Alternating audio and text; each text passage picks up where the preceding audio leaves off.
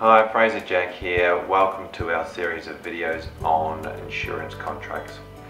Today I just wanted to quickly run you through the lump sum contracts and just a bit of background on how they work.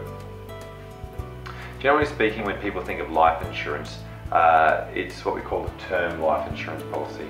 So that pays out obviously if somebody has passed away or if they're terminally ill with less than 12 months to live. The next area of lump sum cover is what we call a TPD policy. Now that stands for total and permanent disability. Essentially that means is if something's happened, any medical condition, whereas you can no longer work again. So it really just means that you're unable to work, you'll be unable to provide for your family. Essentially you're retired and you will not be able to provide or produce any more income in your working life. The next area is what we call a trauma policy. Now that is medical diagnosis of heart attack, stroke, cancer, a list of many different medical conditions, but most of them tend to be in the heart conditions or cancer conditions.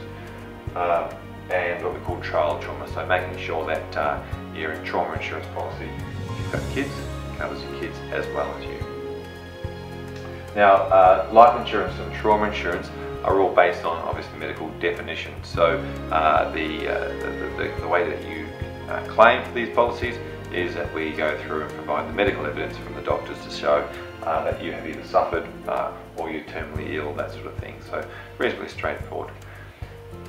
Total and permanent disability, on the other hand, is not as straightforward. It is based on your ability to work, and can you or can you not continue to work. So not so much around what actually happened to you, but more around what you can actually physically do. Now when it comes to total and permanent disability contracts, there are a number of different levels of contract, and the different levels will determine the pricing available. So most companies will offer the same sort of levels, but they're obviously the different pricing within the levels. So keep that in mind. The two major ones are what we call any occupation or own occupation definition. So for example, we consider own occupation definition to be one of the better contracts out there when it comes to the wording, and that is you're unable to do or perform your own occupation if you can never work again.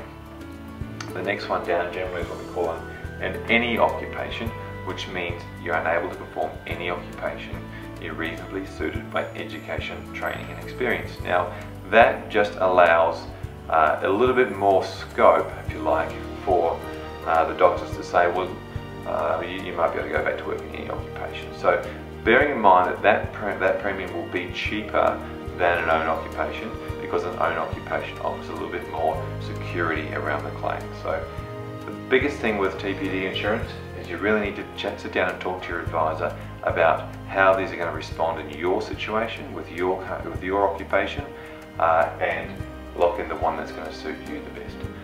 Thanks for watching this. The key note here is with all these colours, you really need to seek advice around the levels you need and those sort of things. It's important that you get that right. It's important for your family. Thanks for watching. Keep watching the rest of the series.